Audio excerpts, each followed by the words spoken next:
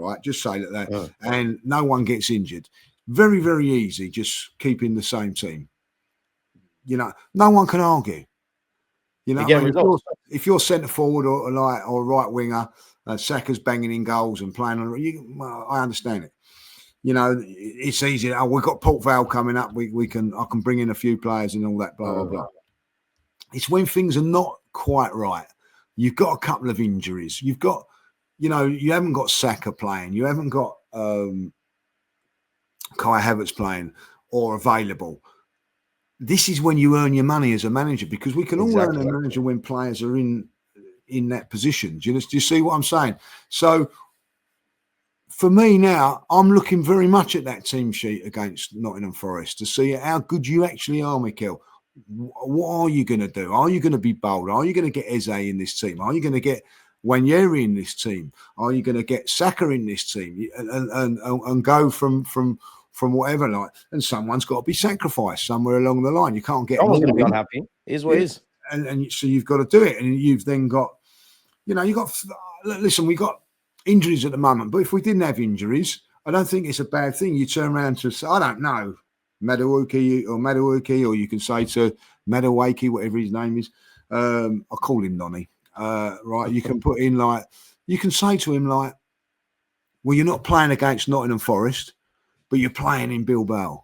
Oh, all right, yeah, I'm happy with that. I'll shut my mouth. I'm playing Champions League. I'm playing Champions League, and someone else will be left out for, you're playing Champions League on the Tuesday, but you won't be playing against Man City on the Sunday. But you know, you'll be back in the next game. So you can. That's what we've got now. We haven't got that luxury. A settled 11. We've got a rotation of players, which is what you need. But it's then with that is when to rotate and when not to, and when to do it and everything like that. So it's really, really important how he manages the team from now on. Like, you know, and listen, if Arsenal fail this season, it's not going to be for me, the players. Not going to be, or the squad's not strong enough. There's only one beacon that you'll be looking at, and that is Mikel Arteta. And yeah, there is pressure on him, but do I think that he can do it? I do think that he can. I think that he can, because he's got us this so far. I think that he can. You know what I mean? But he's got to be a lot braver. One people, you know, people say, well, he was very brave at Real Madrid. We won 2-1 there. We were on the back of, we was 3-0 up. You know what I mean? I don't know. And the squad picked itself. Let's not forget, while they did great, there were several injuries. Like, there wasn't anything else you could do, type of thing. 100%. He went with what he's got, and his players that day done the business for him. They stood up tall. So I do think it's all on the manager this time around. And you know, as an Arsenal fan, you just got to hope that he is good enough. And if he isn't good enough and we don't win it, you just have to say, well, you know, it ain't the end of the world, Mikel, for him. But, you know, you can't keep coming second. You can't keep coming. Somewhere along the line, you've got to break down that door. You've got to bash it down. Get over the line, man. You've got to get over the line. In the last 3 years, you've got to get over the line. And I think that he will. I don't think it's going to be the league, though, unless there's a change of mentality. Ooh. So then what are you referring to then? If it's not the league, what is it? I hope it's the champs you're referring to. Yeah, listen, I'd love to win the league. You know, I mean, if you ask me, we've never won the Champions League, right? But if you said to me, what do you want to win, Premier League or Champions? Premier League for me, I always want to win the league. You know what I mean? Because it proves you're the best. And I still say the cup competition is a cup competition, and you have to have a little bit of luck in that. Like, we didn't get the luck in the semi-final. We could have easily. It wasn't a lot. A difference between us and PSG, a little bit of luck and a little bit of quality. We didn't have our quality. We, you know, losing Partey was his own fault, but you know, it cost us. So I still think that we got a chance maybe to do that, like, you know. So listen, if Arsenal win the FA Cup and miss out by a couple of points on the league, is that enough to save him his job? I think so. Do you think that? I don't think that's wrong. Yeah, you know, I think there's got to be context with everything. Like win the FA Cup and the Carabao Cup and come close in the and take the title to near the end. Not a problem, but I think we've got to get something over the line with these players. I look at players like Declan Rice. I look at players like Saka, Saliba as well, Gabriel, put him in there as well. That their ability and their stature in the footballing world, they have to be winning trophies as well. So there's going to be a stage when, if you know, is it going to be Mikel or them?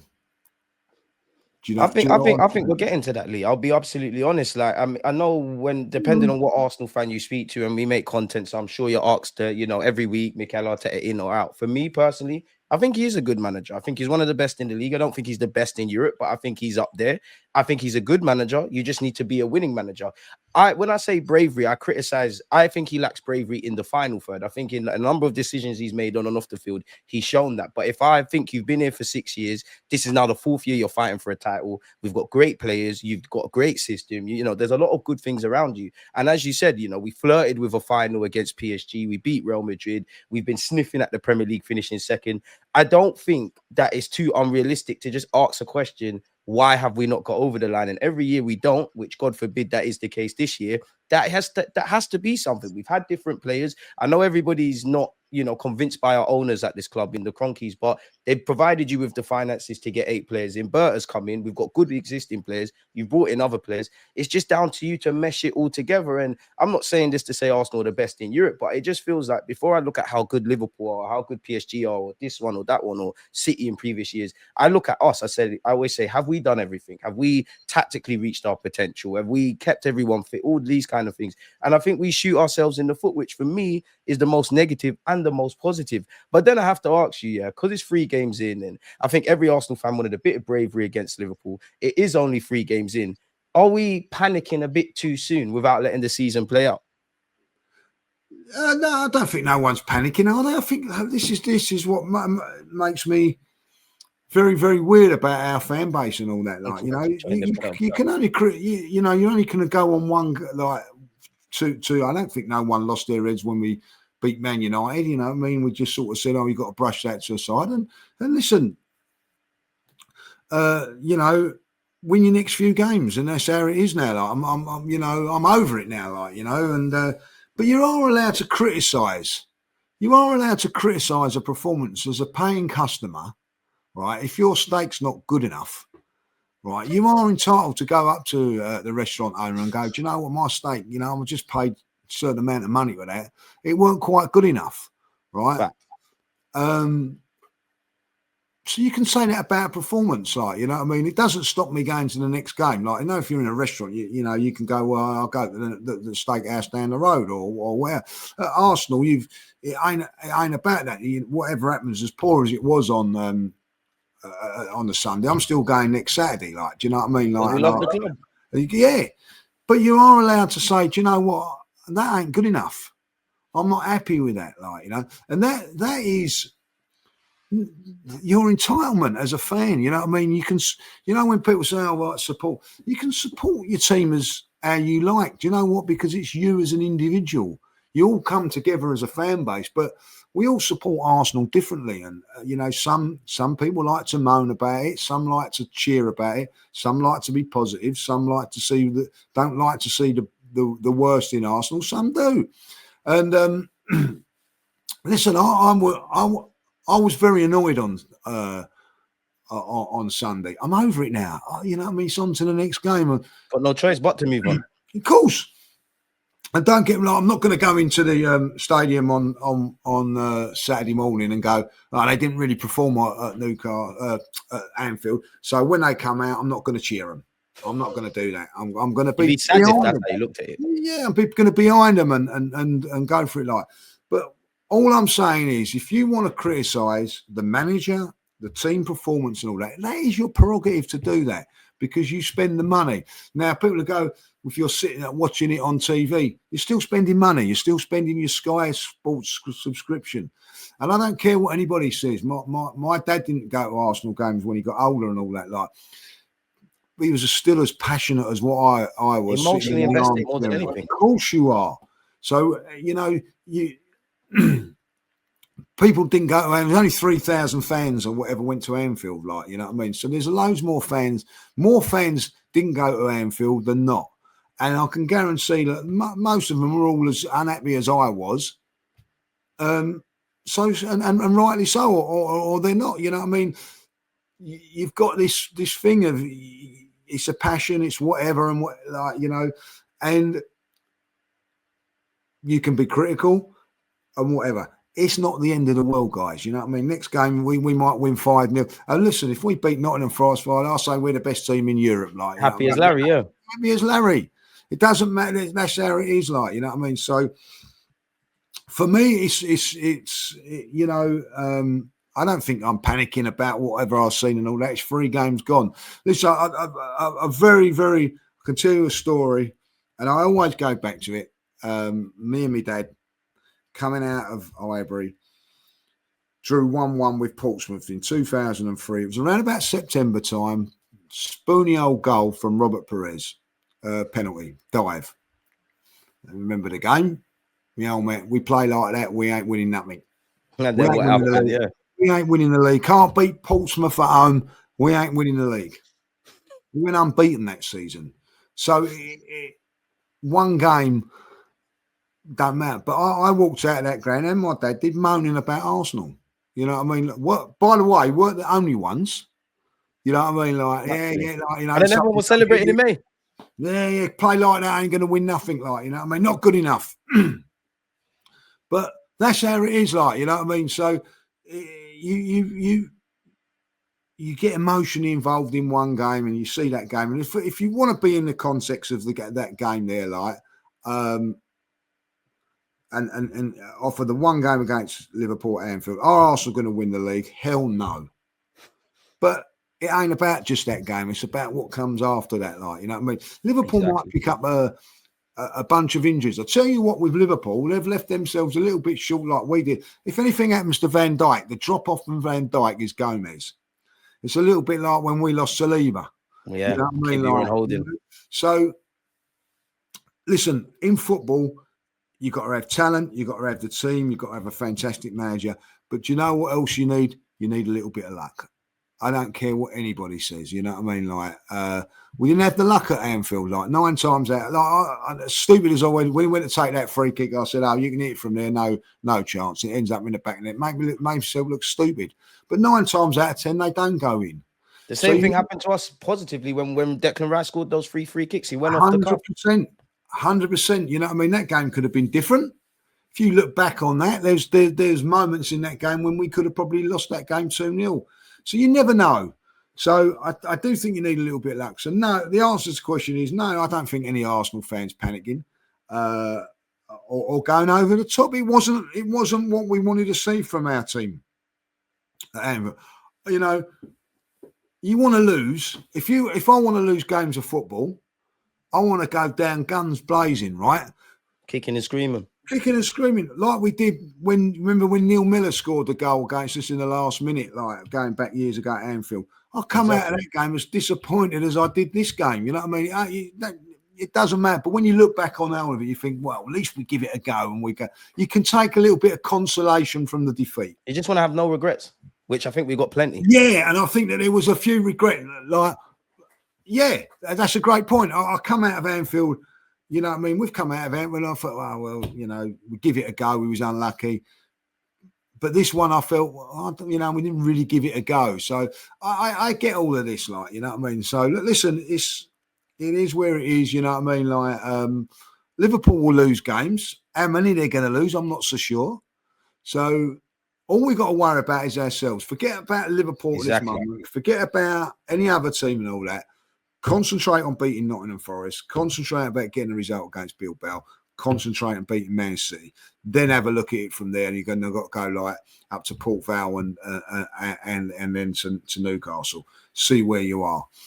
That's how I see it after those 6 games. Newcastle's going to be a nasty game, man. Yes, a baptism of fire for us. That's going to be tough. because I think, like the football club will be all together or whatever happens now. They've been, like they took a bit of a battering, beating Arsenal again for the third consecutive season. They'll have that. You know what I mean? Like, but for me, I think that these 2 home games now, just concentrate on them. Don't matter what's happening with Liverpool. Don't matter what's happening with everybody else. Win, and then we see where we are. And you said it there, Lee. Like in last year, I didn't subscribe to like the whole we needed a bit of luck, because I feel in life you have to make your own luck, and you can only do that by maximizing what you can. This year, I feel like we can make our own luck, because I think we've done all we can, quote unquote, on the transfer front. I think we've got the players. I think the players, in a nice way, have been a bit bruised from the last couple of years. That's why I want them to win a bit of silverware, because they deserve it. We deserve it. I don't want to really go down that route of mental fatigue and do they need another voice and ultimately everything around the manager. So it'd be interesting to see, man. But again, I think we're entitled to comment as how we see it. I think every balanced Arsenal fan can see what is 3 games into the season. Anything can happen. But kind of piggybanking off pre-season and off last season, we still have the same questions about game management, about attacking football, about pivoting, about doing things different. Like, we're all happy with the defense. Midfield's a bit of a mixed bag, but it's mainly in the attack. And that leads me to ask you to this, because going back to, some people are saying we're saving ourselves for the second half of the season. Do you feel we're doing that? Like, we're kind of taking it as we can now before we get into full strength in the second half of the year? Kind of like this comment on screen. Look, I get that. I get that. But I also think that's a little bit of the Mikel cult following that happened a couple of seasons ago. Was it the season before last, when we wasn't great leading up to the Fulham game, and then after the Fulham game we just exploded. I look back at that and I think that maybe we had no choice after that Fulham game but just to go for it, like, so I get that. But when we've got a massive squad now, do we need to be playing with the handbrake on and being cautious play? I think we can be cautious with players by not playing them. Just be sensible. Yeah, being a bit more sensible for the squad. Unfortunately, at the moment, you know what I mean, like 3 games in, and I think that's something that the Mikel's got to look at and all, that you've lost 3 or 4 players with muscle injuries, like, you know what I mean, not so much annoying. Like Odegaard when he took the knock, but if you look at Saka and Kai Havertz come back from that long-term injury, I felt a little bit rushed back into it, and both broke down again. Gabriel not so much, because over the summer, if you notice, they just kept him back, so maybe that was Timber as well. Timber, Ben White's come back and broke down again, which is a big worry for me. That Ben, you know what I mean, played, and all of a sudden he's breaking down a little bit more. So we've got a few injuries in there. Get them. I think the international break is good. Saka, there's reports that he might be back and all that. I don't want to see him against Nottingham Forest. Thank you very much. Yeah. Take your time, Sacks, man. So if they say he's going to be back in 3 weeks, I'm making it 5. No rushing him back. You know what I mean? I'd actually like to see Saka come back and be playing 20 minutes here, 20 minutes there for a couple of games. You know what I mean? Just to get him back into the. So there's no rush in it. Same with Kai Havertz, you know what I mean? Like, same with Ben White. Probably extend that to Saliba now as well, to be fair. Saliba's another one. We just forgot about Saliba. You know what I mean? He's going to be out for, that, is another bit of poor judgment from the team, medical stuff. You know what I mean? How can a player be out for 3 or 4 weeks, but you still think he's all right to play on that day? You know what I mean? Like, save the players for themselves. Can someone explain that? He's out for 3 or 4 weeks, but you felt it was all right for him to make, from that diagnosis that you've done. Yeah, that's all right. I think he can carry on playing. And then he doesn't last no more than 2 minutes. And he's out for 3 or 4 weeks. I think that's a horrendous decision, whoever made that decision. How much do you think the players need? Sorry, go on, because I want to ask you something about the injuries as well. Go on, Lee. No, I just think, like, you know what I mean, like something should be. I'd like to see that explained. I'd like the manager to come out and explain that why he's out for 3 or 4 weeks, but you felt it was all right to play him in that game. I just like that to be explained.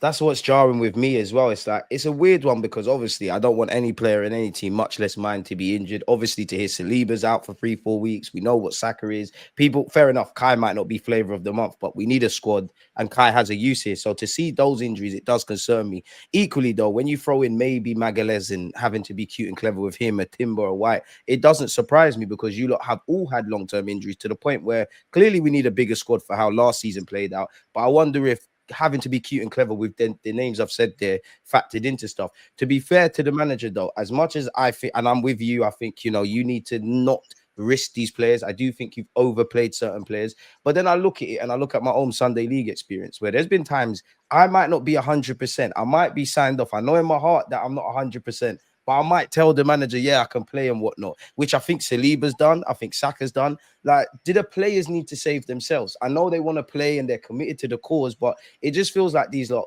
rightly so, they rush to get back. They're always ahead of fitness, and then they break down again. So it's like, is there some duty of care that the players have to have on their own as well?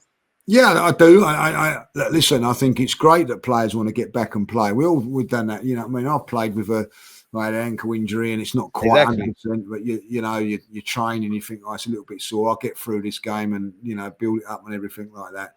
But it's also, you know, they've got a different medical staff now. They're being scanned every you know, minutes and all that, like, you know what I mean? Which, you know, I think Arsenal have actually got a scanning machine in their own stadium, in the stadium now or somewhere on site, you know, so. Exactly. It just shows you that, you know, these things can be done. And listen, at the end of the day, I don't think you can say to a player can say that. Maybe like on the day, you know what I mean, as it feels, yeah, it feels all right. I can give it a go.